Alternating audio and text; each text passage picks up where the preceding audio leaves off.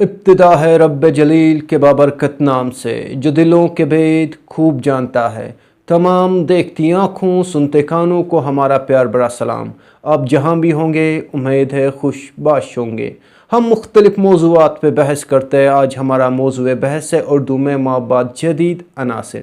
اس موضوع پہ رہبری کرنے کے لیے ہم نے دعوت دی ہے ڈاکٹر ناصر عباس نیر صاحب کو اور ڈاکٹر الطاف انجم صاحب کو، اور ہمارے معاون اینکرنگ کے فرائض انجام دیں گے محمد یونس ڈار، توصیف احمد ڈار اور صابر شبیر بڑگامی۔ آپ تینوں صاحبان کشمیر یونیورسٹی سے وابستہ ہے۔ آپ تمام مہمانوں اور اینکرز کا ہمارے پروگرام میں خیر مقدم ہے۔ سب سے پہلے ہم صابر شبیر بڑگامی صاحب کے پاس جانا چاہتے ہیں۔ صابر شبیر بڑگامی صاحب ابتدائی کلمات سے ہمارے ناظرین کو نوازیے۔ عزت مآب ڈاکٹر ناصر عباس نیر، استاد محترم ڈاکٹر الطاف انجم، ریسرچ سکالر توصیف احمد، عرفان نبی صاحب، یونس احمد صاحب، آپ سبھی حضرات کی خدمت میں سلام پیش کرتا ہوں۔ السلام علیکم ورحمۃ اللہ۔ وعلیکم السلام۔ میں اپنے سامعین کے گوش گزار یہ بات کرنا چاہوں گا کہ آج کے ہمارے جو مہمان ہیں آپ ہیں جناب ناصر عباس نیر۔ سر آپ میری آواز سن پا رہے ہیں؟ جی بالکل، آپ کی آواز آ رہی ہے مجھے۔ ہم اردو ورلڈ سری نگر کی طرف سے اس پروگرام میں دل کی گہرائیوں سے آپ کا استقبال کرتے ہیں۔ جی بہت شکریہ۔ ناصر عباس نیر کسی تعارف کے محتاج نہیں۔ آپ جناب سرزمین پاکستان سے تعلق رکھنے والے اردو ادب کے مشہور معروف نقاد، افسانہ نگار اور پنجاب یونیورسٹی اورینٹل کالج میں درس و تدریس کے فرائض سر انجام دینے میں مصروف ہیں۔ آپ فقط اردو ادب ہی نہیں پڑھاتے بلکہ کئی برسوں سے آپ مسلسل مابعد جدید موضوعات پر بھی لکھ رہے ہیں۔ ناصر عباس نیر صاحب کا نہ صرف مغربی فلسفے کا اچھا خاصا مطالعہ ہے بلکہ انگریزی زبان اور اس میں موجودہ تنقیدی اصطلاحات پر بھی ان کی گہری نظر ہے، اور یہ ان کی جو موضوعات لکھے ہیں وہ سراہنے کے قابل ہے۔ اس ضمن میں آپ کی بہت ساری تصانیف منظر عام پر آ چکی ہیں، جن میں جدید اور مابعد جدید تنقید، مغربی اور اردو تناظر میں مابعد جدیدیت، نظری مباحث، لسانیات اور تنقید، متن، سیاق اور تناظر، مابعد نو آبادیات، اردو کے تناظر میں ساختیات ایک تعارف وغیرہ جیسی تصانیف ادبی حلقوں میں داد و تحسین حاصل کر چکی ہے۔ شکریہ۔ توصیف صاحب ڈاکٹر صاحب سے استفادہ کیجیے۔ شکریہ عرفان صاحب آپ کا۔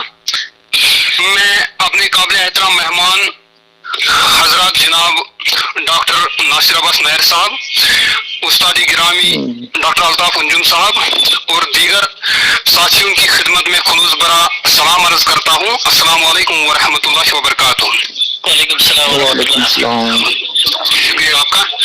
میں ڈاکٹر ناصر عباس صاحب سے ادباً سر پوچھنا چاہتا ہوں کہ ثقافتی سطح پر آج مابعد جدید صورتحال کا دورہ ہے، اور اس حوالے سے جو ادب تخلیق کیا جا رہا ہے وہ مابعد جدید ادب کہلاتا ہے۔ سر آپ سے جاننا چاہیں گے کہ مابعد جدید ادب سابقہ ادب سے کیسے اور کس طرح مختلف ہے؟ جی بہت شکریہ۔ سب سے پہلے تو میں آپ سب حضرات کا شکریہ ادا کرنا چاہتا ہوں، عرفان نبی صاحب کا، ڈاکٹر الطاف انجم صاحب کا، صابر شبیر صاحب کا، یونس احمد صاحب کا اور توصیف صاحب آپ کا۔ اس سے پہلے آپ نے میرے تعارف میں اتنی مبالغہ رائی سے کام لیا ہے تو میرے لیے بات کرنا مشکل ہو رہا ہے۔ میں اتنی زیادہ تعریف کا مستحق نہیں ہوں، میں خود ادب کا ایک ادنا سا طالب علم ہوں۔ ادب میں اور ادب کو جو پیدا کرنے والے عوامل ہیں، ادب پر اثر انداز ہونے والے جو عوامل ہیں، بس ان کو سمجھنے کی کوشش کرتا ہوں۔ تو الطاف انجم صاحب نے خود ان موضوعات پہ کافی کام کیا ہے۔ ابھی مجھے اتفاق ہوا تھا، گزشتہ ہفتے مجھے ایک ویڈیو موصول ہوئی تھی جس میں بالکل اسی موضوع پر آپ لوگوں نے ایک مذاکرہ کیا تھا۔ اس میں کافی اچھی اور اہم باتیں ہوئی تھیں، تو میں نے ان باتوں سے استفادہ بھی کیا تھا۔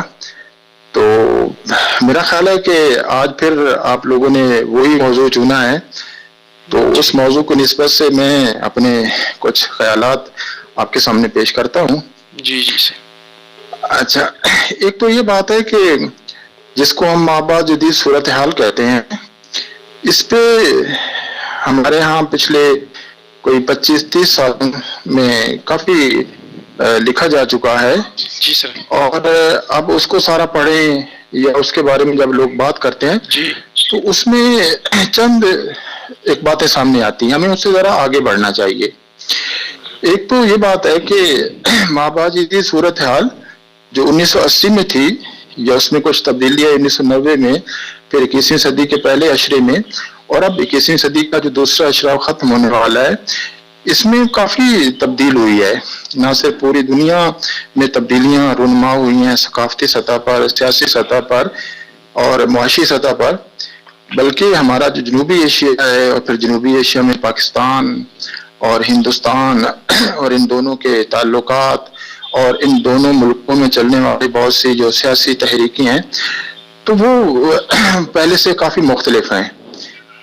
تو میرا خیال ہے کہ جو ہم نے پہلے کہا تھا کہ مابعد جدید صورتحال کے جو ہم نے خد و خال اس وقت ہمارے نقادوں نے بیان کیے، تو اس پہ تھوڑی سی اب نظر ثانی کرنی چاہیے۔ چند ایک چیزیں بلا شبہ اس میں ہمیں دکھائی دیتی ہیں، لیکن بہت سی چیزیں نہیں آئی ہیں۔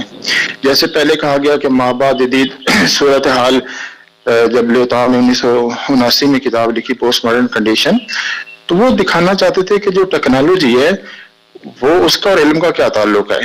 وہ ایک رپورٹ آن نالج تھی۔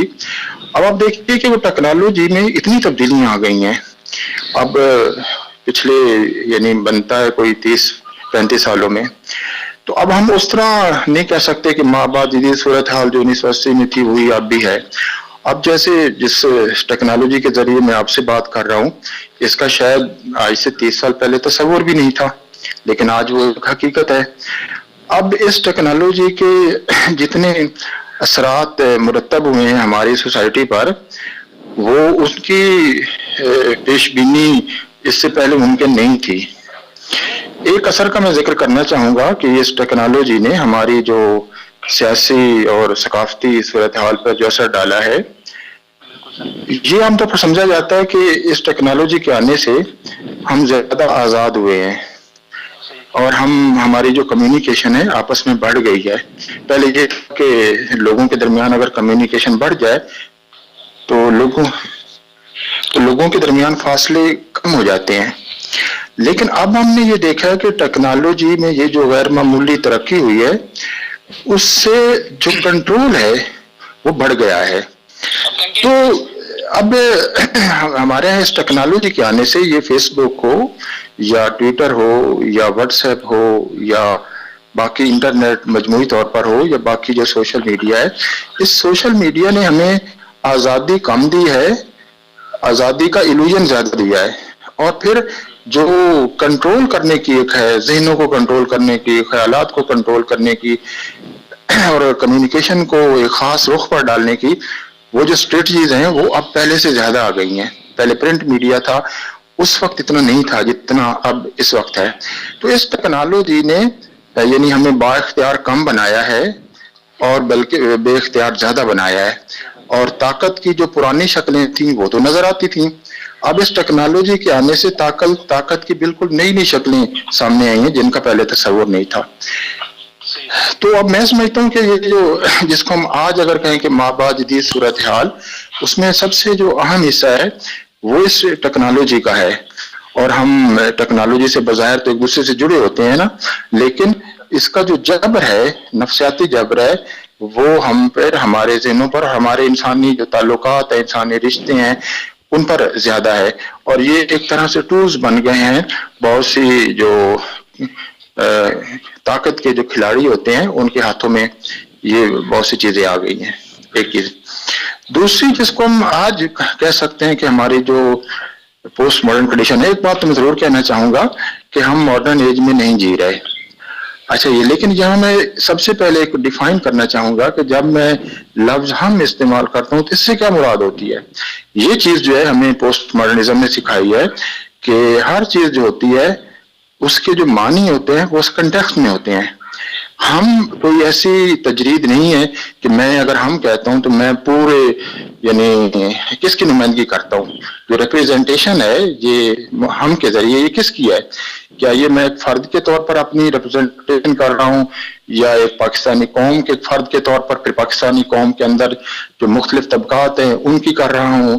ایک اکیڈیمیا سے میرا اگر تعلق ہے تو ان کے ذریعے میں بات کر رہا ہوں، یا ایک خاص سوشل جو طبقہ ہے یا خاص ایک مذہب اور مسلک ہے کیا میں اس کی کر رہا ہوں؟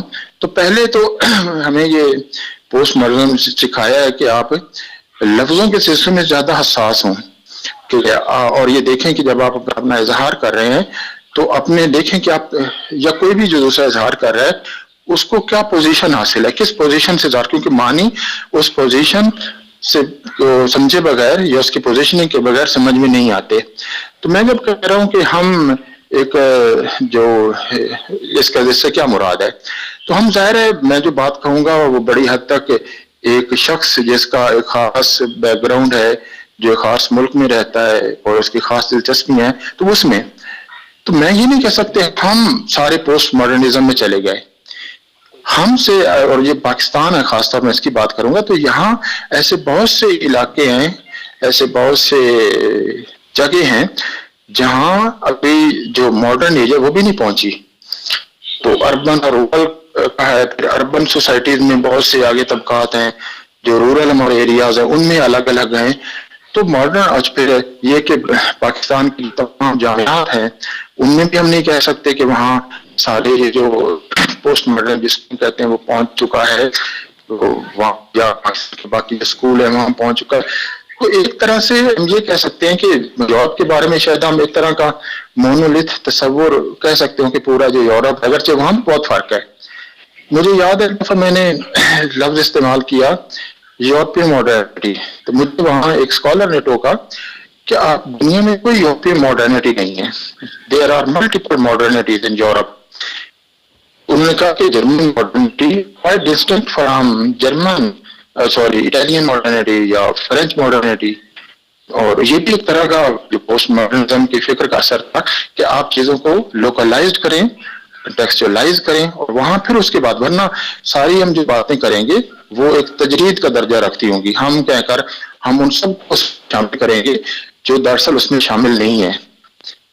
تو پاکستان میں ہم کہہ سکتے کہ پوری ہمارے ساؤتھ ایشیا میں ہم یعنی کلچرل سطح پر بات کر رہا ہوں، ادب کی ابھی میں نے بات نہیں کی، کہ کلچرل سطح پر ہم وہ سارے پوسٹ ماڈرنزم میں پہنچ گئے ہیں. ہاں پاکستان اور ہندوستان کا جو ایک اکیڈیمیا ہے، جو ایک ذہنی طور پر متحرک ہے، فعال ہے، وہ پوسٹ ماڈرنزم کو سمجھتا ہے اور ان پہ گفتگو کرتا ہے، اور ادیبوں کا اور لکھنے والوں کا ایک بہرحال طبقہ ایسا موجود ہے جو یہ سمجھتا ہے کہ ہم جدیدیت سے آگے آ گئے ہیں. لیکن اگر اوور آل کلچر کی سطح پہ دیکھیں، انڈیا کے بارے میں میں کوئی بات نہیں کہہ سکتا، لیکن پاکستان تک کہہ سکتا ہوں کہ ایک سارے پاکستان کو ہم نہیں کہہ سکتے کہ وہ سارا ایک پوسٹ ماڈرن جو کلچرل کنڈیشنز ہیں ان میں وہ ہے، وہ نہیں ہے. ایک حصہ جو ہے وہ اس کو ہم کہہ سکتے ہیں کہ وہاں جو پوسٹ ماڈرن کنڈیشن ہے وہ ہمیں نظر آتی ہے، اور خاص طور پر جہاں ملٹی نیشنل کمپنیاں بہت آ گئی ہیں، گلوبلائزیشن آ گئی ہے، یا جہاں تک ٹیکنالوجی کی لوگوں کی رسائی عام ہے، جن کی معاشی سطح بہتر ہے. اور ہمیشہ جو نئے خیالات ہوتے ہیں، جب بھی ایک بات میرے خیال پیش نظر رہنی چاہیے، وہ ہمیشہ جو ایک ایلیٹ ہوتی ہے کسی معاشرے کی، جو اشرافی طبقہ ہوتا ہے، وہ سب سے پہلے نئے خیالات کو قبول کرتا ہے. جو نچلے طبقات ہوتے ہیں ان کے لیے نئے خیالات کو قبول کرنے میں، کیونکہ اس کی جو اس کی جو وہ موو زیادہ کرتا ہے، وہ اس کے وہ حرکت زیادہ کرتا ہے، ذہنی حرکت بھی، جسمانی حرکت بھی، اس کا انٹریکشن زیادہ لوگوں کے ساتھ ہوتا ہے. اس لیے پوری ہسٹری بھی دیکھیں تو جس کو آپ 19ویں صدی میں اشراف کہتے تھے، وہ سب سے پہلے نئے خیالات کو قبول کرتے تھے. تو اس لیے پوسٹ ماڈرن کنڈیشن جو کلچرل کنڈیشن ہے، وہ دو باتیں میں اب تک عرض کی ہیں. ایک تو یہ کہ وہ 1980 والی اس سے بالکل مختلف ہے، اور دوسرا یہ ہے کہ ہم نہیں کہہ سکتے کہ ہم سے مراد پورا جو پاکستان ہے وہ اس پوسٹ ماڈرن جو کلچرل کنڈیشنز ہیں وہ ان میں ہیں. ہاں لیکن ایک جو دانشورانہ سطح پر وہ ہمیں یہ مباحث نظر آتے ہیں اور ان مباحث کے اثرات بھی ہیں۔ ڈاکٹر الطاف انجم صاحب اپنے خیالات سے ہمارے ناظرین کو نوازیے۔ آپ نے فرمایا کہ ایک خاص طبقے میں اس کے مباحث پائے جاتے ہیں، اور ایک خاص طبقے جو سے ہم بھی کہہ سکتے ہیں، خاص کر ہم سے یہاں پر مراد اگر ہم یہ لے لیں کہ جو دانشورانہ طبقہ ہے یا اکیڈمیا سے وابستہ طبقہ ہے، تو اس طبقے میں مابا جدید صورتحال کے مباحث پائے جاتے ہیں۔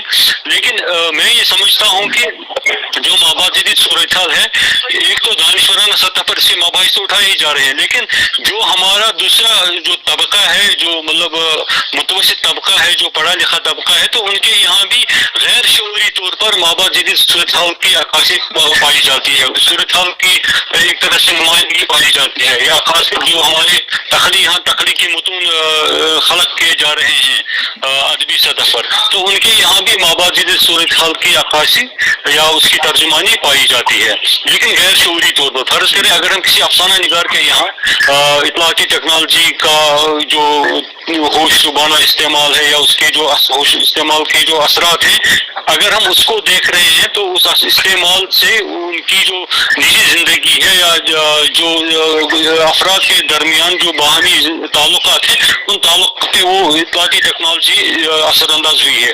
تو ایک طرح سے وہ مابا جدید صورتحال کے تحت ہی وہ ساری چیزیں آ رہی ہیں، اگر ہم اس کو بحث میں لانا چاہیں۔ لیکن اگر ہم اسی افسانہ نگار کو کہیں کہ آپ کے یہاں مابا جدید صورتحال ہے، تو وہ بالکل جو ہے وہ بہت مطلب اس چیز سے بہت انکار کرتا ہے کہ نہیں میرے یہاں نہیں ہے، میں مابا جدید نہیں ہوں۔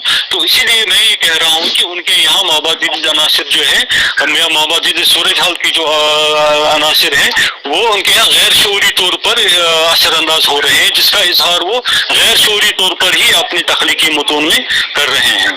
تو یہ بات میں سمجھ رہا ہوں کہ مطلب میرے مطالعے میں یا جو میرا مشاہدہ ہے ادبی متون کے حوالے سے، یا جو ہم ادب پڑھ رہے ہیں، اس میں یہ چیزیں دیکھی جا رہی ہیں۔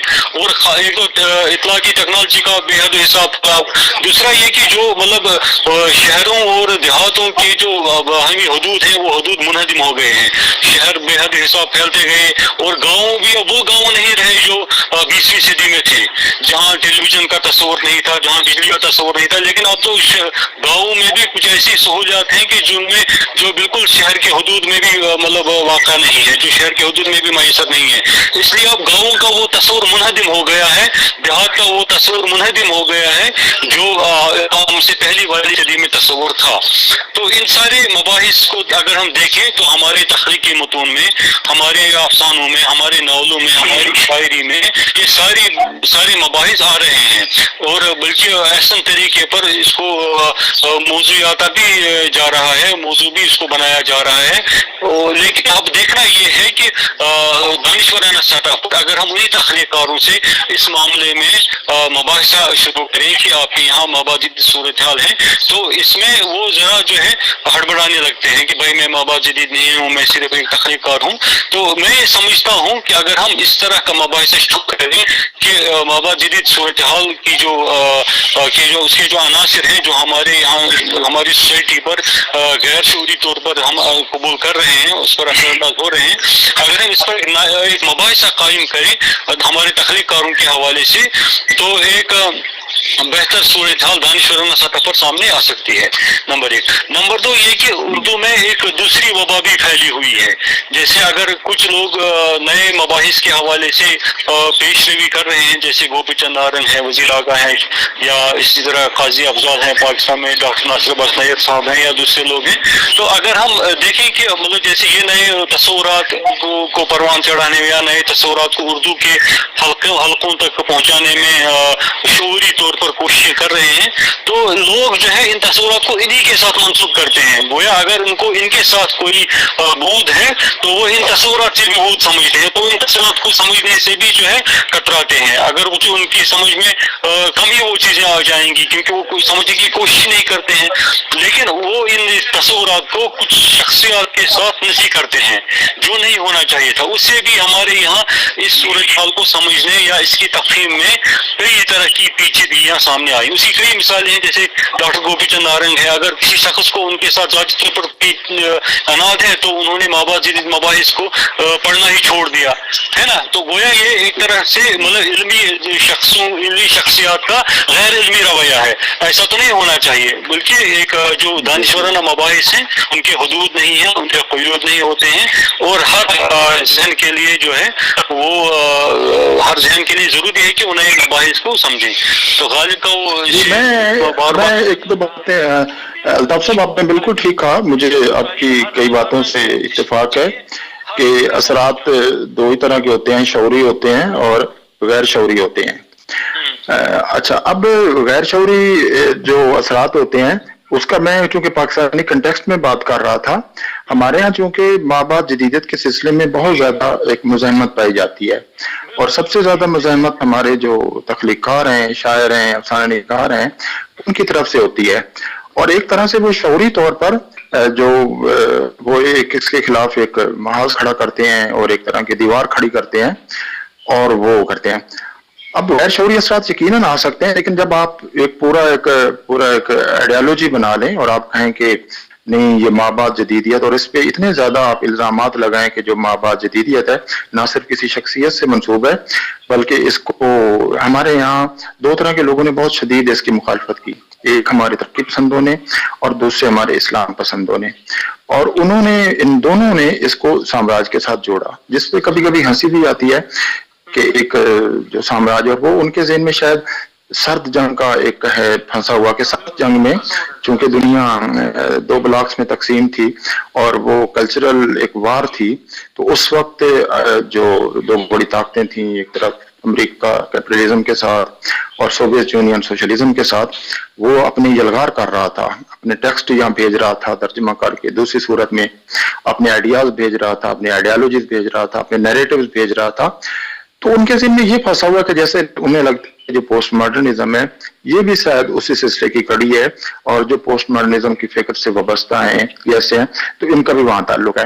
अब जब ये रेजिस्टेंस होंगी तो एक तरह से जो असरात होते हैं वो कम हो जाते हैं। लेकिन मैं आगे चलकर आपको बताता हूँ कि हमारे यहाँ एक तबका, जिसमें मैंने पहले कहा, वो है तख्लीकी सतह पर शायरी में भी और फिक्शन में भी, जिन्होंने बिल्कुल एक पोस्ट मॉडर्न, जिसको हम लिटरेचर कहते हैं, जिसमें पोस्ट मॉडर्न एस्थेटिक्स भी है, पोस्ट मॉडर्न थीम भी है, पोस्ट मॉडर्न टेक्निक भी है, वो सारी उसमें इख्तियार की है। तो इंडिया में शायद इतनी मुज़ाहमत नहीं है। उसकी वजह यह है कि इंडिया का शुरू का जो नैरेटिव रहा है शुरू से वो प्लूरलिज्म का रहा है, और खुद माबाद जदीदियत जो है वो भी इसी जो तकसीरियत है वो इसकी कायल है। तो मेरा ख्याल है, लेकिन हमारे यहाँ बदकिस्मती से वो जो तकसीरियत है वो सबसे ज्यादा एक बनती है, निशाना बनती है, वो सियासी सतह पर भी और बाकी सतहों पर भी, दानिशवराना सतह पर भी। तो मैं ये पाकिस्तानी कंटेक्स्ट में कर रहा था कि वो एक यानी हमारे यहाँ एक तबका है जो बड़ा अक़लियत में है, जो इन बहसों को उठाता भी है, और दूसरा ये है कि उनको अपने बरतता भी है। अब मैं एक और इस मौके से फायदा उठाते हुए ये बुनियादी एक फर्क उसकी तरफ तवज्जो दिलाना चाहता हूँ। ये उस वक्त तक नहीं समझा सकता कि वो लोगों ने शऊरी असरात कबूल किए या लाशऊरी असरात जैसे भी कबूल किए, लेकिन असल सवाल ये कि उन असरात की नौइयत क्या है। अगर वो नौइयत हमारे सामने आ जाए फिर हम कह सकते हैं कि ये जो शिफ्ट थी मॉडर्निज्म से टुवर्ड्स पोस्ट मॉडर्निज्म वो मुकम्मल हो गई है। अब देखिए, जो मॉडर्निज्म था जिसका जमाना 20वीं सदी की पहली जंग अजीम से लेकर आगे तक चलता है, बाज़ लोग दूसरी जंग अजीम तक कहते हैं, बाज़ लोग उसको 1980 तक ले जाते हैं, इसमें थोड़ा सा इख्तिलाफ है मगरिब में। उस मॉडर्निज्म की जो बुनियाद थी वो ये थी कि एक तो जुबान के सिलसिले में उनका ख्याल था कि जो जुबान होती है वो एक ट्रांसपेरेंट होती है, और हम दुनिया से जो रिश्ता कायम करते हैं वो एक जुबान एक विंडो का काम है, जुबान का दरमियान में कोई किरदार नहीं होता। दूसरा ये था कि जो लिटरेरी टेक्स्ट था उसको ऑटोनमस का था रवैया, यानी हमारे जो हैती तनकीद थी जो रहा है मुग़ल में 1940 में अमेरिका के बाद, और इससे पहले रशियन फॉर्मलिज्म, ये दोनों जो फॉर्मलिज्म थे, रशियन हो या अमेरिकन फॉर्मलिज्म हो, ये सारे यानी जो मॉडर्निज्म तख्लीकी सतह पर था उसको जो सपोर्ट कर रहा था तनकीद की सतह पर वो फॉर्मलिज्म था। اب وہ کہتا تھا کہ جو متن ہوتا ہے وہ ہوتا ہے خود مختار ہوتا ہے. یہی تصور جو پوسٹ ماڈرن فلاسفی تھی یا پوسٹ ماڈرن ایک ایستھیٹک فلاسفی تھی، وہ یہ تھی کہ جو لکھنے والا ہے وہ اپنی ذات کا اظہار کرتا ہے. کیوں ذات کا اظہار کرتا ہے؟ اس لیے کہ اس کی ذات خود مختار ہے. وہ یعنی روایت کے بغیر، روایت سے منقطع ہوئے بغیر، وہ اس کا سہارا لیے بغیر، وہ اکیلا اس قابل ہے کہ وہ خود یہ روایت سے منقطع ہو کر خود اپنی ذات کا، یعنی اس کی جو ذات تھی وہ انٹیگریٹڈ تھی، یعنی وہ اکیلا بھی تھا لیکن انٹیگریٹڈ ذات تھی. وہ اپنی زبان خود وضع کر سکتا تھا، وہ خود ایک سیلف سفیشینٹ تھا، اس کا کسی پہ انحصار نہیں تھا. وہ اکیلا تنہائی کا بھی سامنا کرتا تھا، اپنے اندر کی ساری تاریکیوں، اپنے اندر کی ساری ظلمتوں کا. مثلا راشد نے جو ایک بڑی مشہور نظم لکھی تھی، اس میں وہ جو کہتے ہیں وہ سارے کا سارا آپ کہہ سکتے ہیں کہ یہ ماڈرنزم کی جو فلاسفی تھی وہ فلاسفی اس میں آ گئی ہے کہ میر ہو، مرزا ہو، میرا جی ہو، کچھ نہیں دیکھتے ہیں محور عشق کی خود مست حقیقت کے سوا، اپنے ہی بیم و رجا، اپنی ہی صورت کے سوا. اب یہ تھا، یہی کچھ تھا جو اس کے ساتھ اس کی جو تنقید تھی، حیاتی تنقید تھی، وہ یہی کہہ رہی تھی کہ جو ادب ہوتا ہے، فن پارا ہوتا ہے، وہ لسانی وسائل سے مل کر بنتا ہے، اس کا آؤٹ سائڈ ورلڈ سے کوئی تعلق نہیں ہوتا. اور لسانی وسائل جو ہوتے ہیں جن میں پیراڈاکس ہے، آئرنی ہے، یہ ٹینشن ہے، ان کے انٹر ایکشن سے آتا ہے اور نقاد کا کام ہے. وہ دیکھیں تو اٹانوی کا تصور فرد کی سطح پر بھی تھا اور ٹیکسٹ کی سطح پر بھی تھا. اب جو لوگ اب بھی وہ خط تنقید لیتے ہوں، جن میں آپ کے ایک بڑے ممتاز ترین ایک نقاد ہیں فاروقی صاحب، وہ اب تک اسی کو لے کے چلتے ہیں. وہ کہتے ہیں کہ جو ادب کی جمالیات ہوتی ہے وہ ساری کی ساری ادب کے اندر ہوتی ہے، اس کا باہر سے کوئی تعلق نہیں ہوتا. اور بھی ان کے پھر ہمنوا بہت کچھ ہیں. اور اسی طرح جو لوگ ایکسٹرا ادب تخلیق کرتے ہیں اور جو انسانی سیلف ہے، میں ہے، اس کو ایک ایسی ایک مطلق، ایک ایبسولیوٹ، ایک ریئلٹی سمجھتے ہیں کہ جیسے فطرت سے انسان کو عطا ہوئی ہے، اور اس کا اس جو لینگویج ہے، جو کنسٹرکٹ ہے، جو کلچرل کنسٹرکٹ ہے، اس سے تعلق نہیں ہے. تو وہ تو ہم کہیں گے کہ وہ اب تک پوسٹ ماڈرن نہ فکر رکھتے ہیں، نہ پوسٹ ماڈرن ایستھیٹک رکھتے ہیں. اب جو ساری شفٹ آئی ہے، جس کو ہم نے کہا کہ وہ جو غیر شعوری اثرات اس وقت ہوں گے جب ہم یہ دیکھیں کہ لکھنے والوں کے ہاں تنقید کی سطح پر جو پڑھنے والے ہیں، یہ فرق کرنا چاہیے کہ جس کو ہم پوسٹ ماڈرنزم کہتے ہیں. ایک طرف وہ کلچرل کنڈیشنز ہے، دوسری طرف ایک پوسٹ ماڈرن فلاسفی ہے جو تنقید میں اپنا اظہار کرتی ہے، تیسری ہے جو پوسٹ ماڈرن ایک ایستھیٹکس ہے. ان تینوں کا یقیناً آپس میں ایک تعلق ہے، اور وہ ایک طرح کی جو ایپسٹیمولوجی ہے اس میں یہ تینوں شریک ہیں. اب جو شفٹ ساری آئی، یہ سمجھا گیا کہ، اور وہ شفٹ ظاہر ہے سوشیئر کے جو نظریات تھے ان کی وجہ سے آئی، پھر ان کو آگے جو باقی لوگ لے کے چلے ان کی وجہ سے آئی، اور وہ پھر اپنی آخری حدوں تک پہنچی جب ڈیریڈا نے اور میشل فوکو جیسے لوگوں نے اس جو سوشیئر کے نظریات تھے، لسانی نظریات ان پہ لکھا، جن میں مرکزی یہ تھا کہ جو لینگویج ہے یہ کلچرل کنسٹرکٹ ہے. تو کلچرل کنسٹرکٹ کا مطلب یہ تھا کہ زبان میں جو کچھ ہے وہ بھی کلچرل کنسٹرکٹ ہے، اور زبان میں سب سے زیادہ میں جو بول رہا ہوں، میں کا جو تصور ہے، ذات کا جو تصور ہے، وہ بھی کلچر کنسٹرکٹ ہے. تو اس سے ایک بہت بڑی ضرب لگی ایک سیلف کی اٹانومی پر.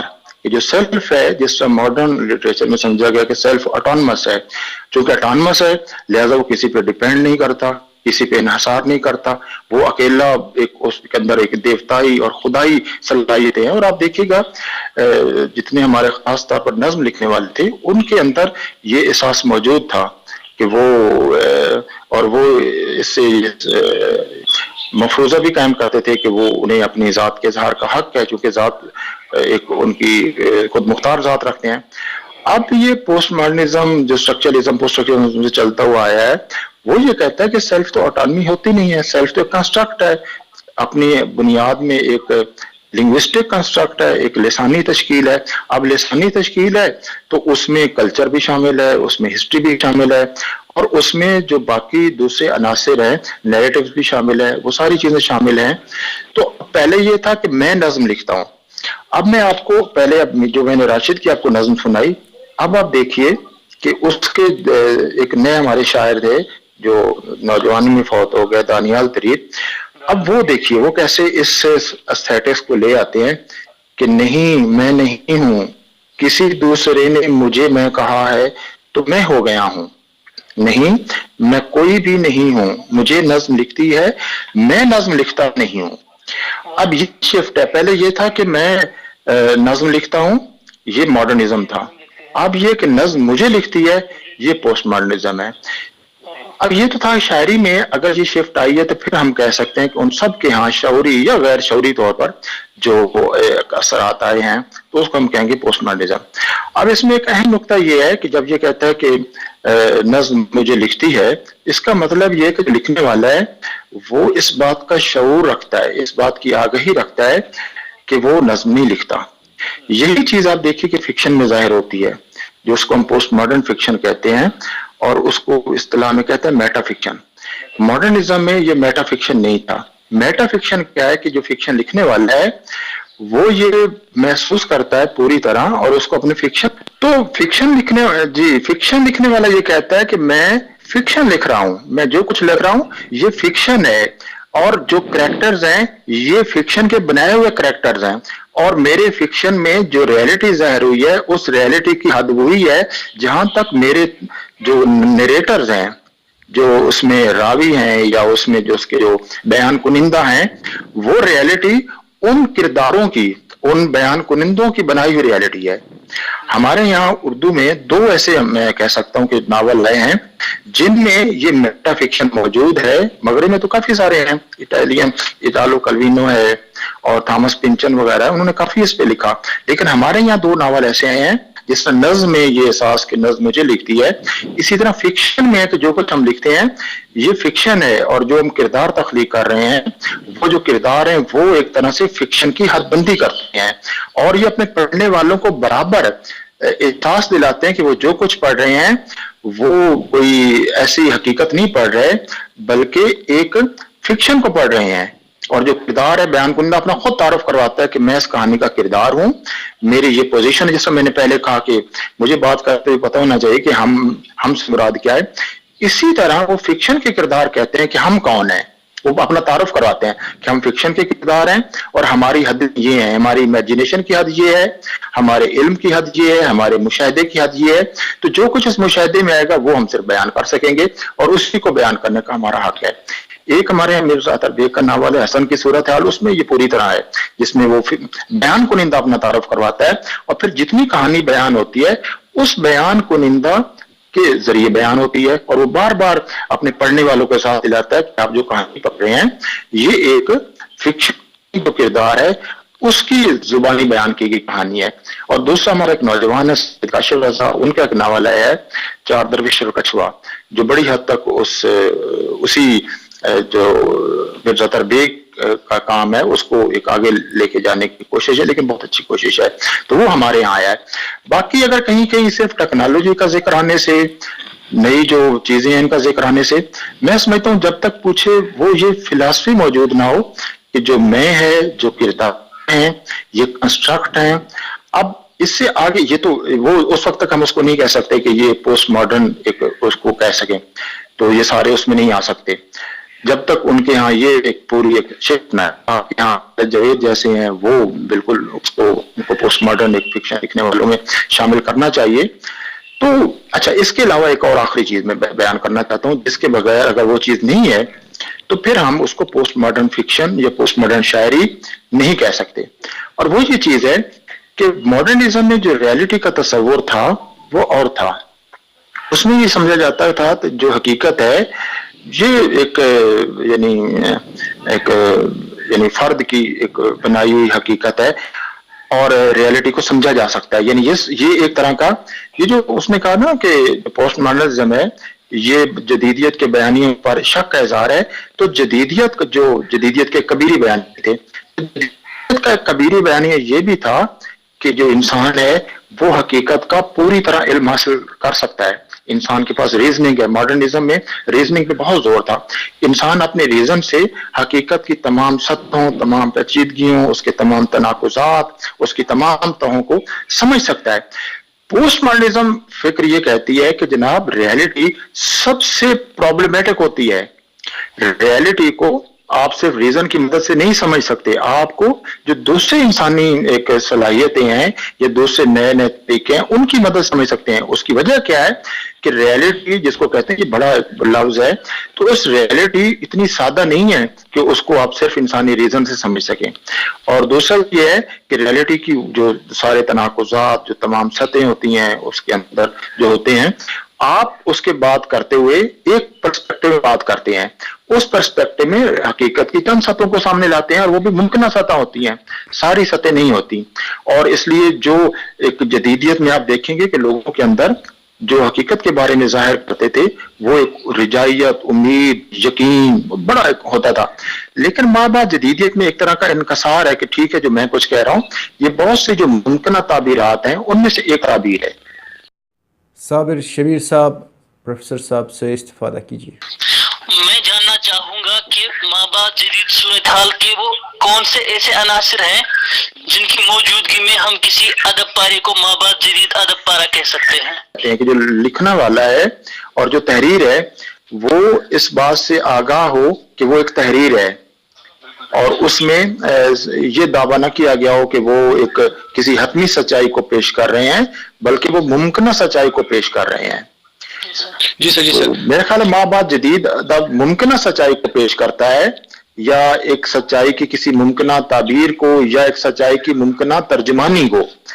تو جدیدیت میں یہ تھا کہ وہ سمجھا جاتا تھا کہ ہم ایک حتمی سچائی کو پیش کرتے ہیں. تو ایک جو شفٹ آئی ہے جدیدیت سے ماں باپ جدیدیت تک, وہ حتمی سچائی سے ممکنہ سچائی تک ہے. اور یہ ایک ایسا پہلو ہے جس پہ ظاہر ہے بہت سے لوگوں کے تحفظات ہیں جو اس سے یہ سمجھتے ہیں کہ شاید اس سے کچھ جو ہماری ماں باپ طبیعتی سچائی ہیں وہ زد میں آتی ہیں. اگرچہ میرا اس سے میں نہیں سمجھتا, اگرچہ اس کا امکان ہو سکتا ہے اگر آپ اس ایپسٹیمالوجی کو لے کے چلیں تو اس سے یہ ایک خطرہ پیدا ہو سکتا ہے. لیکن اگر خطرہ پیدا ہوتا ہے تو اس خطرے کا سامنا کرنا چاہیے آپ کو, پھر اپنی نئی ایپسٹیمالوجی بنانی چاہیے, نہ کہ آپ کہیں کہ یہ ایپسٹیمالوجی اس پہ بات کرنا جو ہے وہ ہے. ہمارے ہاں یہ ہے کہ اس پہ بات کرنے کو منع کیا جاتا ہے کہ اس سے تو جو تصور ہے ہمارا جو آتھر گارڈ کا اور گارڈ کا یہ متاثر ہوتا ہے. تو میں تو اس بات کا حامی ہوں کہ ہمیں ہر موضوع پہ بات کرنی چاہیے اور اس احساس کے ساتھ کرنی چاہیے کہ ہم اگر کسی چیز کی کوئی تعبیر پیش کریں تو وہ ایک ممکنہ تعبیر ہے, اس کے علاوہ بھی تعبیریں ہو سکتی ہیں, اس میں امکان ہر وقت کھلا رہتا ہے. تو جدیدیت تو دروازے بند کرتی تھی, ذات کا سب سے بڑا ایک تھا, اسی میں وہ خوش رہتے تھے. لیکن ماں باپ جدیدیت تو سارے دروازے کھولتی ہے, ساری کھڑکیاں کھولتی ہے, سارے امکانات کھولتی ہے. محمد یونس ڈار صاحب, پروفیسر صاحب سے استفادہ کیجیے. سر آپ سے ادب یہ پوچھنا چاہتا ہوں کہ ماں باپ جدید اردو غزل ترقی پسند ہے یا جدید پسند کی توسیع ہے؟ اگر نہیں ہے تو پھر یہ ان دونوں سے اچھوتی کیسے ہو سکتی ہے؟ دیکھیں یہاں میں ایک اور بات عرض کرنا چاہوں گا جی سر. کہ اب غزل میں جو لکھے, غزل میں کتنی تبدیلیاں آئی ہیں یہ بیان کرنا تو بڑا مشکل ہے, لیکن غزل کی جو تفہیم ہے اس میں بہت تبدیلیاں آ گئی ہیں, کیونکہ ماں باپ جدیدیت کا ایک جو اہم عنصر ہے وہ ماں باپ جدید تنقید بھی ہے. تو جو ماں باپ جدید تنقید ہے وہ پرانی اور نئی غزل کا مطالعہ بہرحال اس تنقیدی فریم ورک میں نہیں کرتی جس تنقیدی فریم ورک میں ہمارے حیات پسند نقاد کیا کرتے ہیں. اگرچہ خود فاروقی صاحب جو خود حیات پسند نقاد ہیں, جب وہ میر کا مطالعہ کرتے ہیں یا کچھ دوسرے شعراء کا, غالب کا مطالعہ کرتے ہیں تو وہاں وہ دعویٰ تو کرتے ہیں کہ وہ تھیوری کے خلاف ہیں, پوسٹ ماڈرنزم کے خلاف ہیں, لیکن جو اور خاص طور داستان کا جو مطالعہ کرتے ہیں, لیکن اس میں مطالعے میں جو طریقہ کار اختیار کرتے ہیں وہ سارے کا سارا یہی تھیوری کا دیا ہوا اور پوسٹ ماڈرنزم کا دیا ہوا ہے. تو تنقید کی سطح پہ تو ہمارے یہاں ایک بہت بنیادی اور انقلابی نوعیت کی تبدیلی آ گئی ہے اپنے پرانے اور نئے ادب کو سمجھنے کے لیے. لیکن غزل میں تخلیقی سطح پر کتنی ماں باپ جدیدیت آئی ہے میں اس کے بارے میں یعنی کہنے سے قاصر ہوں, کیونکہ ہمارے یہاں جو غزل میں 2-3 رویے چل رہے ہیں اور پھر اس میں کلیشے اتنے زیادہ ہیں, چند ایک علامتیں ہیں, انہیں کو ہمارے جو زیادہ تر شعراء ہیں پیش کرتے ہیں. ایک وہ سلسلہ ہے, میرا خیال 3-4 کیٹیگریز بنا لیں. نظم پہ میں سمجھتا ہوں نظم میں زیادہ امکانات ہیں اور نظم میں یہ چیزیں زیادہ ہی ہیں. ڈاکٹر الطاف انجم صاحب, اپنے خیالات سے ہمارے ناظرین کو نوازیں. غزل کے حوالے سے ہم یا اس کو جو آبادی تناظر میں سمجھنے کے حوالے سے جو ہم اس میں کوئی دائرہ کھینچ کر لائیں تو اس میں یہ ہے کہ غزل کا چونکہ موضوع ہی بہت وسیع ہے دوسرے اصناف کی طرح، لیکن اب یہ ہے کہ جس طرح یونس صاحب نے سوال کیا کہ جو آج کی غزل ہے یا یہ جدیدیت کی توسیع ہے یا ترقی پسندی کے خلاف ہے یا ترقی پسندی کی توسیع ہے. بنیادی طور پر معاملہ نہ جدیدیت کے خلاف ہے نہ ترقی پسند کے خلاف ہے. آج جو صورتحال ہے، جو تخلیقی صورتحال ہے، ہمارے جو تخلیقات ہیں، چاہے وہ غزل و شعرا ہیں، نظم نگار ہیں، فکشن نگار ہیں، تو ان کے سامنے جو ثقافتی صورتحال ہے وہ ہر ایک کے سامنے یکساں ہے. لیکن اب یہ دیکھنا ہے کہ کون کی اپنی فہم و فراست کے مطابق، اپنے تجربات یا مشاہدات کے مطابق کس طرح ان کو انگیز کر کے اپنی تخلیقات میں پیش کر سکتا ہے. جو دیکھیے، ایک تو اس میں یہ کہنا چاہوں گا کہ جو صابر صاحب کا سوال تھا کہ یونس صاحب کا، سوری، کہ جو معاصر غزل ہے ظاہر ہے یہ جدید غزل بھی نہیں ہے اور وہ اس طرح ترقی پسند غزل بھی نہیں ہے، تو ظاہر ہے اس سے تو وہ مختلف ہے بالکل. میرا جو اشارہ تھا یہ تھا کہ ہمارے یہاں جو غزل اس وقت کم از کم پاکستان میں ہے وہ بہت زیادہ چند ایک لفظیات ہیں اور ان لفظیات کے تعلقات ہیں ان میں بہت گھری ہوئی ہے. دریا، صحرا، چراغ، رات، 5-7 چیزیں ہیں، خواب. میرا اشارہ یہ تھا کہ نظم ہماری جو ہے وہ اس سے کہیں آگے جا رہی ہے تخلیقی سطح پر، لیکن غزل چند ایک اس گری ہوئی ہے اور اس میں تھوڑی سی زبان کے ذریعے وہ تازگی. ہاں، یہ کہہ سکتے ہیں کہ جہاں کوئی شاعر زبان کا ایک خاص طرح استعمال کر کے ایک نئی تازگی پیدا کرتا ہے، اس کو ہم کہہ سکتے ہیں کہ یہ ایک پوسٹ ماڈرن ایک اس کا رویہ ہو سکتا ہے. کیونکہ پوسٹ ماڈرنزم تو یہ کہتی ہے کہ جو ریئلٹی ہے وہ وہی ہے جس سے ہم زبان کے ذریعے آگاہ ہوتے ہیں. اگر زبان کو درمیان سے، جیسے ویٹگنسٹائن نے یہ کہا تھا کہ میرے علم کی حد وہیں تک ہے جہاں تک میری زبان کی حد ہے، تو زبان کی اگر آپ حد وسیع کرتے ہیں تو آپ اپنے تجربے اور اپنے علم کی حد بھی وسیع کرتے ہیں، تو وہاں کہیں کہیں یہ پوسٹ ماڈرن رویہ بالکل نظر آتا ہے. لیکن ایک بات ہم بالکل ایک وثوق سے کہہ سکتے ہیں کہ وہ جو 60 کی دہائی میں جدیدیت اور پھر اسی زمانے میں ترقی پسندی وہ نہیں ہے، اور نہ اب وہ جھگڑے موجود ہیں ان دونوں کے، یہ ہم کہہ سکتے ہیں. جی سر، کا جو تخلیقی منظرنامہ ہے اس میں ایک طرح سے موضوعات کی سطح پر بھی کثرت ہے. تو جس نے جو ہے مطلب ہمارے یہاں جو مطلب لکھنے والے ہیں ان کو ایک طرح سے آزادی دی ہے کہ وہ کسی بھی موضوع کو غزل کے ذریعے سے پیش کر سکتے ہیں. اور یہی وجہ ہے کہ اس تکثیری مزاج کی وجہ سے ہی ہم غزل کو کسی مخصوص دائرے میں قید نہیں کر سکتے ہیں کہ اس میں مطلب اظہار ذات ہے یا اظہار کائنات ہے یا سماج کی جو بے ترتیبی ہے یا سماج کی جو مختلف خدشات ہیں خطرات ہیں ان کو ہم غزل میں پیش کریں. لیکن یہ ہے کہ ہر کوئی غزل کو شاید آج کی مابعدی ثقافتی صورتحال کو انگیز کرتے ہوئے آگے بڑھ رہا ہے. اس کے یہاں اس طرح کے رویے کہیں نہ کہیں موجود ہیں، چاہے وہ ذہنی سطح پر ہوں چاہے وہ اظہار کی صاف سطح پر ہوں، تو ایسے عناصر موجود ہیں. جی.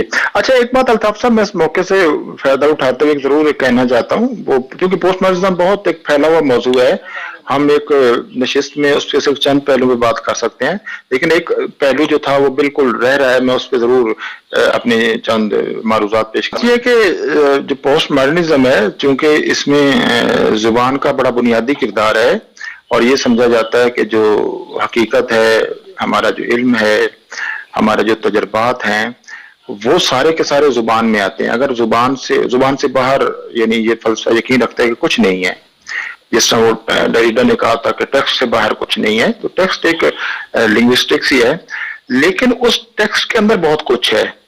اور اس ٹیکسٹ کے اندر آپ دیکھیے کہ بہت سارے نیریٹیوز، بہت ساری آئیڈیالوجیز اور بہت ساری جنگیں ہیں. یعنی ہم یہ اب کہہ سکتے ہیں کہ پوسٹ ماڈرن میں جو ساری جنگیں ہیں وہ زبان کے اندر اور زبان کے ذریعے لڑی جا رہی ہیں، اور اس زبان ان کا ایک طرح کا ایک کارزار بنی ہوئی ہے ان تمام جنگوں کا.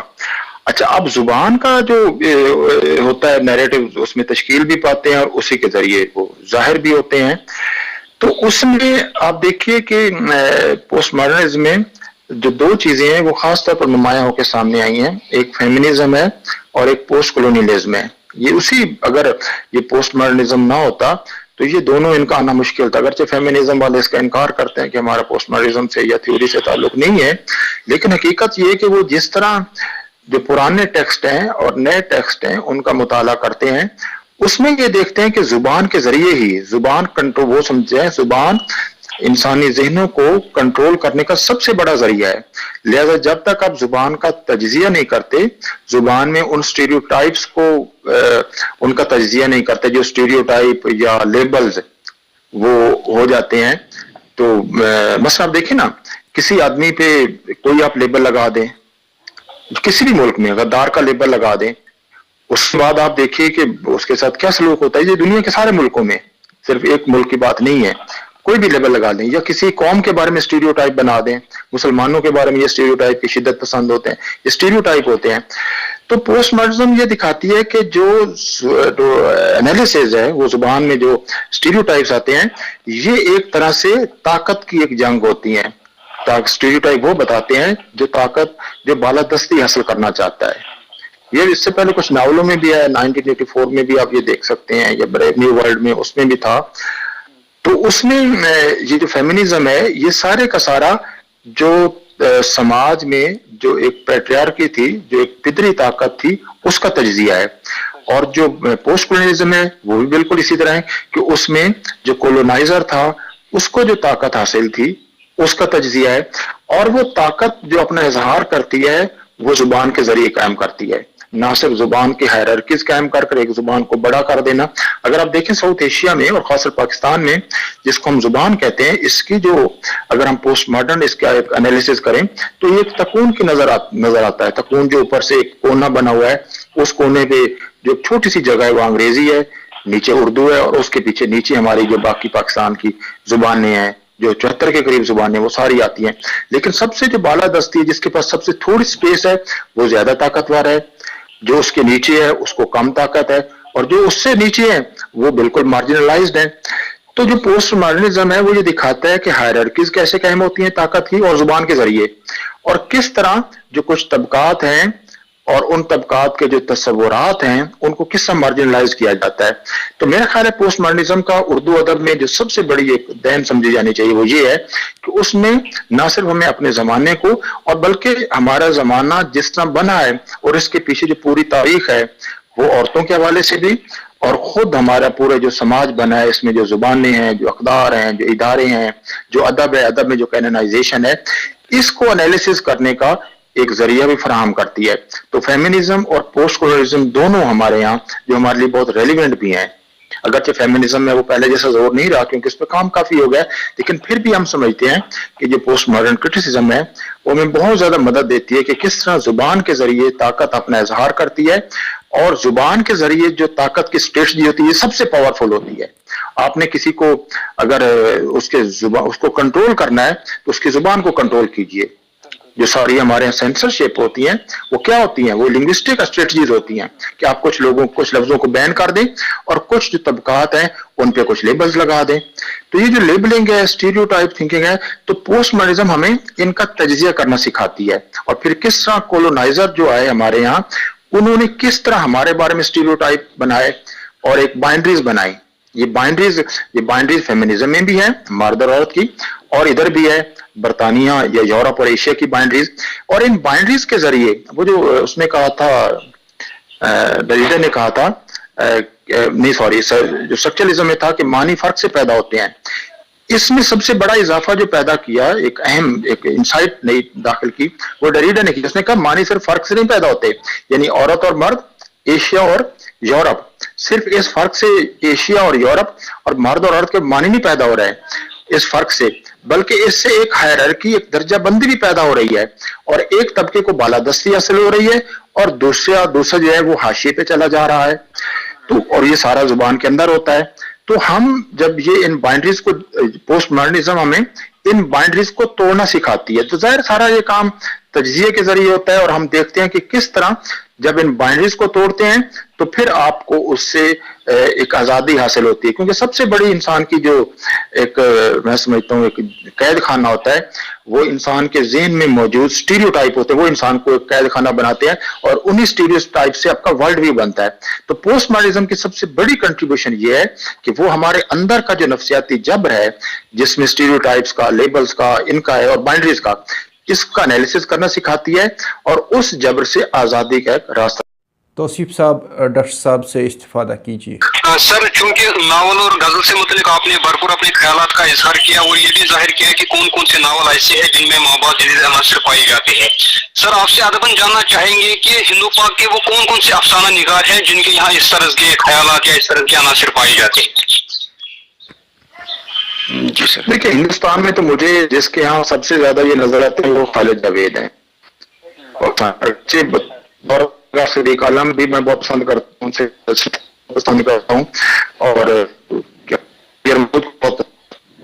جی سر. لیکن جس کو صحیح ایک کہہ سکتے ہیں وہ خالد جاوید کے ہاں ہیں. جی, افسانے کا جو پاکستان میں بڑا مشکل ہے سوال کا جواب دینا کہ ناولوں کو میں نے درکار دیا. اب ہمارے یہاں سے ایک اور چیز بھی ہے جو میں کہنا چاہوں, پوسٹ ماڈرن کی ایک خاص چیز ہوتی ہے, وہ ہوتی ہے انٹرٹیکسچولیٹی, کہ آپ جو دو ٹیکسٹ ہیں ان کو آپس میں جوڑتے ہیں, انٹرٹیکسچولیٹی. تو وہ ہمارے یہاں فکشن میں یا پاکستان میں کچھ لوگوں نے اس کے تجربات کیے ہیں مختلف ٹیکسٹ کو جوڑنے کے, لیکن ہمارے یہاں اصل میں ریزسٹنس اتنی زیادہ ہے نا, جس سے الطاف انجم صاحب سب سے زیادہ واقف ہیں, تو اس کی وجہ سے, اس ریزسٹنس کی وجہ سے ہمارے یہاں پوری نہیں ہوتا. ہمارے یہاں زیادہ اب تک جو لکھنے والے ہیں, میں ان کا نام نہیں لے کر اپنے آپ کو کنٹروورشل کرنا چاہتا, سب کو میں پڑھتا ہوں ساروں کو, لیکن ان کے ہاں کہانی کو سادہ طریقے سے بیان کرنے کا انداز ہے. لیکن پوسٹ ماڈرن کہانی وہ ہوگی صورتحال, واقع اور حقیقت کو پرابلمیٹائز کریں. اگر پرابلمیٹائز نہیں کر سکتے تو وہ پوسٹ ماڈرن فکشن نہیں ہے. میں فیس بک کا ذکر کرنے سے, کسی بڑے شاپنگ سینٹر کا ذکر کرنے سے, موبائل فون کا ذکر کرنے سے, ٹیکنالوجی نئی ہمارے ارد گرد چیزوں کا ذکر کرنے سے کوئی ادب پارا نہ تو ماڈرن, اس طرح تو ماڈرن بھی تھا جب ریڈیو کا ذکر آیا, تو اس کا تھوڑی ہے کچھ ریڈیو کے ذکر آنے سے وہ فن پارا ماڈرن ہو گیا. کیونکہ ادب پارا تو ہوتا ہے ایک اس کا دیکھنے کو, اس کا پرسپشن کیا ہے.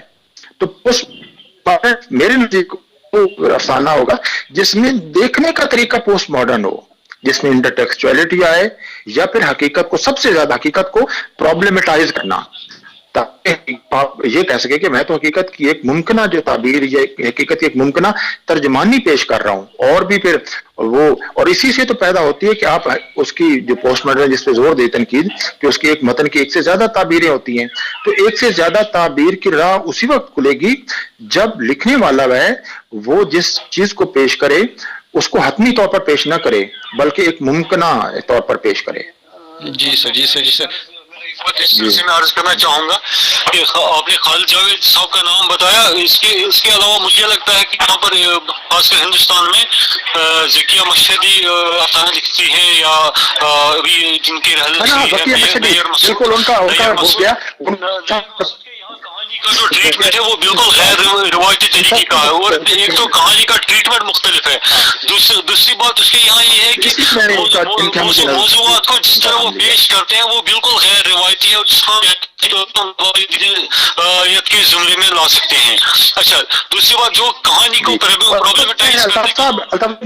کتاب بھی ہے, ہمیں صرف ان لوگوں کو خاص طور پر آئیڈینٹیفائی کرنا چاہیے ماڈرنزم سے آگے آئے ہیں, جنہوں نے ماڈرنزم کی حدود تھی, میں خرابی نہیں لفظ استعمال, حدود کیا, جنہوں نے ماڈرنزم کی لمیٹیشن جو تھی, جو ان کو محدود کی ہوئی تھی, ان کو سمجھا اور پھر ان کو توڑا, اور پھر آگے جو پوسٹ ماڈرنزم کی امکانات کی دنیا تھی اس میں آئے. ہمیں ان لوگوں کو آئیڈینٹیفائی کر کے خاص طور پر یعنی ان کا آنا چاہیے, اور تاکہ وہ مطلب اگر دوسرے کو لکھنا چاہیں تو وہ لکھیں. سب کو اگر ہم کہیں گے تو یہ ان کے ساتھ بھی بات نہیں ہوگا, اور خود جو پوسٹ ماڈرنزم ہے اس کے ساتھ نہیں ہوگا. جی سر, جی سر. بہت سے لوگ ہیں جو ابھی بالکل سادہ طریقے سے کہانی لکھتے ہیں, اور ان میں کیا ہے کہ جو کہانی ہوتی ہے حقیقت کو بیان ہی پیش کرتی ہے. تو اگر کوئی اس خیال کے تحت لکھتا ہے تو وہ اس کو ہم کبھی بھی نہیں کہیں گے کہ وہ پوسٹ ماڈرن لکھنے والا ہے. پوسٹ ماڈرن لکھنے والا اور لینگویج کے ذریعے جو حقیقت تشکیل پاتی ہے اس کا احساس رکھتا ہو, اور یہ بھی رکھتا ہو کہ جو لینگویج ہوتی ہے اس کی لمیٹیشنز ہوتی ہیں, لیکن وہ لمیٹیشنز ایک آدمی خود لکھنے والا دعویٰ نہیں کر سکتا کہ میں زبان کی تمام لمیٹیشن سے واقف ہوں. اس لیے تو اس کے یہاں ایک طرح کا صرف ایک امکانی رویہ ہوتا ہے. ہمیں ان لوگوں کو خاص طور پر سامنے لانا چاہیے, اور ہر ایک پہ یہ لگانے کی بجائے کہ وہ سارے پوسٹ ماڈرن ہیں. تو میری ایک رائے ہے, اس سے اختلاف کیا جا سکتا ہے. ڈاکٹر الطاف انجم صاحب, آپ کے فائنل ریمارکس ہم لینا چاہتے ہیں. جس طرح ناصر صاحب نے کہا کہ حقیقت کو پرابلمٹائز کر کے افسانے میں پیش کرنے کا جو ایک رویہ ہے اس کو ہم آباد جدید رویہ کہہ سکتے ہیں. تو اس صورت میں ہم کئی لوگوں کو مطلب سارے لوگ بہرحال اس زمرے میں نہیں آتے ہیں.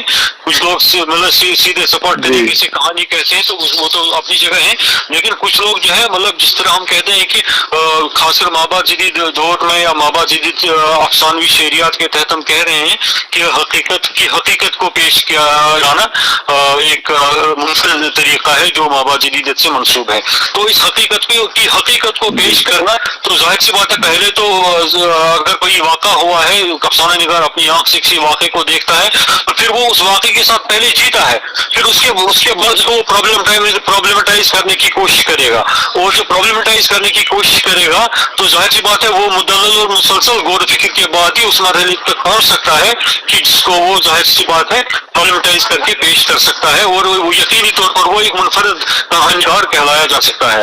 لیکن سارے افسانہ نگار, سارے فکشن نگار اس زمرے میں نہیں آ سکتے ہیں, کیونکہ یہ بہت ہی ایک مطلب پیچیدہ عمل ہے اور قتل بلکہ ریاض چاہتا ہے ایک طرح سے. تو اسی لیے ہم کہہ سکتے ہیں کہ ہر کوئی آج کل جو فکشن نگار ہیں خاص کر افسانے کے حوالے سے, تو کچھ لوگ ہیں جو اس زمرے میں آتے ہیں, لیکن ہر ایک کو اس طرح کام نہیں کہہ سکتے ہیں. ناصر صاحب کی بات بالکل صحیح ہے. پروفیسر ناصر عباس نیر صاحب, آپ کے فائنل ریمارکس ہم لینا. میں بس اس خوشی کا اظہار کرتا ہوں جی سب سے, اور خاص صاحب سے اور آپ سے بات کر کے اور باقی دوستوں سے بات کر کے بہت زیادہ خوشی ہوئی.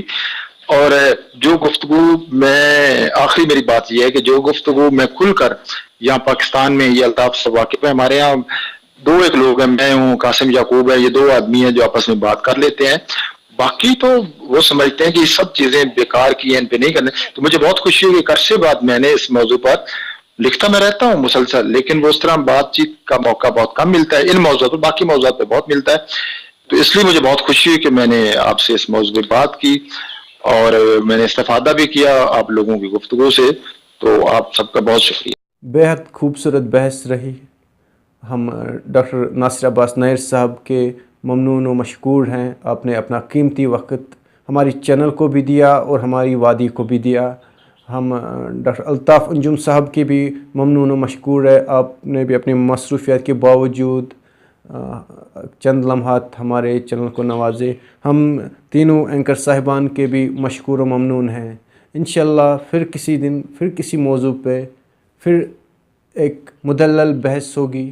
تب تک کے لیے خدا حافظ.